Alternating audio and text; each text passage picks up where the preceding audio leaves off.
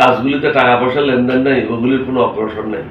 তারা যাচ্ছে, বক্তব্য দিচ্ছে, মিষ্টি মিষ্টি কথা বলছে, পলিথিন নিয়ে টানাটানি করতেছে, কিন্তু জনগণের উপকারের জন্য কোনো কাজ হচ্ছে না, সুশাসন প্রতিষ্ঠার জন্য কোনো কাজ হচ্ছে না। সব রাজনৈতিক দল, বিএনপি যেন সবাইকে ডেকে একসাথে বসে একটা কমন দাবি দেওয়া, সবাইকে দস্তখত করে এই সরকার, অন্তর্বর্তীকালীন সরকারকে দেওয়া হয়, এই কাজটাও কিন্তু অদ্যাবধি হয় নাই।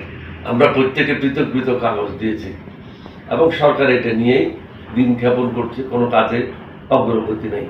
আপনি কোনো মিনিস্ট্রিতে যান, টাকা পয়সার লেনদেন ছাড়া যে সমস্ত কাজগুলিতে টাকা পয়সার লেনদেন নেই, ওগুলির কোনো অগ্রসর নেই। তারা যাচ্ছে, বক্তব্য দিচ্ছে, মিষ্টি মিষ্টি কথা বলছে, পলিথিন নিয়ে টানাটানি করতেছে, কিন্তু জনগণের উপকারের জন্য কোনো কাজ হচ্ছে না, সুশাসন প্রতিষ্ঠার জন্য কোনো কাজ হচ্ছে না, ন্যায় বিচার প্রতিষ্ঠার জন্য কোনো কাজ হচ্ছে না। স্কুলে কলেজে লেখাপড়া নাই, এটার জন্য কোনো কারো মাথা ব্যথা নেই। হসপিটালগুলিতে সুচিকিৎসার কোনো ব্যবস্থা নেই, এটা নিয়ে কোনো মাথা ব্যথা নেই। ইউনূস সাহেব এই পর্যন্ত একটা কথাও বলেন এই বিষয়গুলি নিয়ে। সাধারণ জনগণের সাথে কথা বলার প্রয়োজন ছিল যে তাদের কি সমস্যা আছে, এটা একটা হিয়ারিং দেওয়ার প্রয়োজন ছিল। এগুলি কোনো কিছুই হচ্ছে না। এই সরকার পরিচালনা করার তাদের কোনো অভিজ্ঞতা 100%-এর মধ্যে 10%-ও নেই। সুতরাং তাদের কাছ থেকে আহামরি কিছু আশা করা উচিত হবে না। যত দ্রুত সম্ভব এই সরকারের জায়গায় যারা অভিজ্ঞ তাদেরকে দিয়ে সরকার গঠন করে আমাদেরকে এগিয়ে যেতে হবে। চুপ্পু সম্বন্ধে আমরা বলেছি তিনি একজন দুর্নীতিবাজ লোক, আওয়ামী লীগের আপাদমস্তক একটা শেখ মুজিবের গুন্ডা।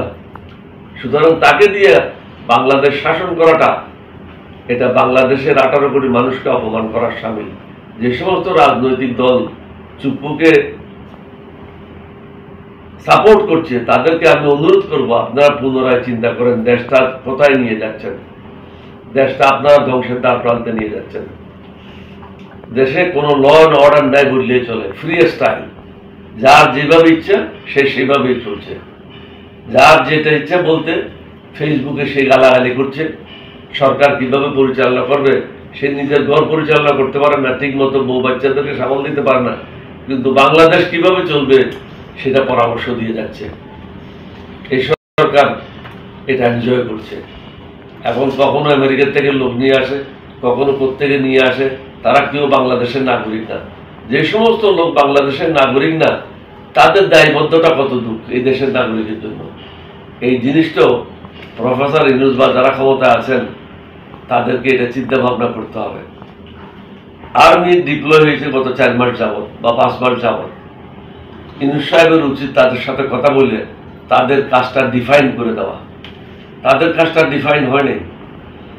আমরা আরো কতগুলি কথা বলেছিলাম যে ডিজিএফআই আছে, ডিজিএনএসআই আছে, হাসিনা তাদেরকে ব্যবহার করেছিল তাকে কিভাবে ক্ষমতায় রাখা যায়, কাকে মারা যায়, কাকে হত্যা করা যায়, কাকে গুম করা যায়, কাকে কিভাবে জেলে আবদ্ধ করা যায়, কাকে কিভাবে শাস্তি দেওয়া যায়, এই সমস্ত কাজে ব্যবহার করেছিল।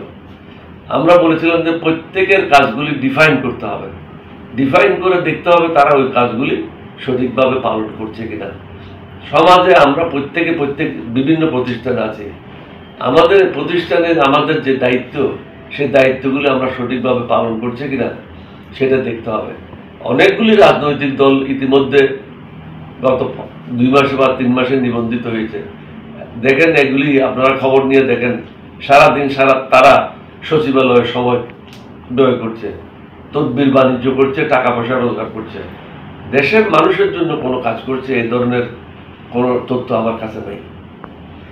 স্যার এটা আসলে হতাশ যে যেভাবে দেশ চলছে, এতে আপনাদের যে অভিজ্ঞতা সেই চোখে দেখা বা সেই অভিজ্ঞতার আলোকে যেটা বলছেন, এই জায়গা থেকে উত্তরণের পত্র একমাত্র সেটাও আপনার কথা থেকে আমরা ধারণা পেয়েছি।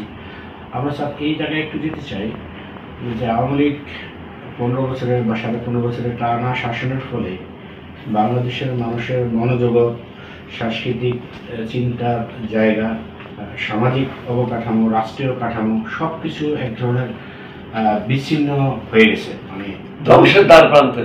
ধ্বংসের সেই জায়গাটা জোড়া লাগাবার জন্য বা তারা যে ক্ষতিটা হয়েছে মানুষের ভেদাভেদ রেষারেষি এবং স্থানীয় সরকার পর্যায়ে দলীয় প্রতীকে নির্বাচনের ফলে আত্মীয়কে বিশ্বাস করছে না, এই যে একটা বিভাজনের সমাজ তারা দিয়ে গেছে, এখান থেকে তারা আমাদের উত্তরের পথ কি আছে? এই জিনিসটার জন্য তাদের 2 মাসের বেশি লাগার কথা না। এখানে যে একটা সমস্যা আছে এটা আমরা বুঝি। যেমন যারা কর্মকাণ্ড করেছে তারা সরকারের এক পাশে কাজ করেছে, জনগণের জন্য কাজ করে না, দেশের জন্য কাজ করে না। তাদের মনস্তাত্ত্বিকভাবে ফিরে নিয়ে আসা সঠিক লাইনে এটা সময় ব্যাপার।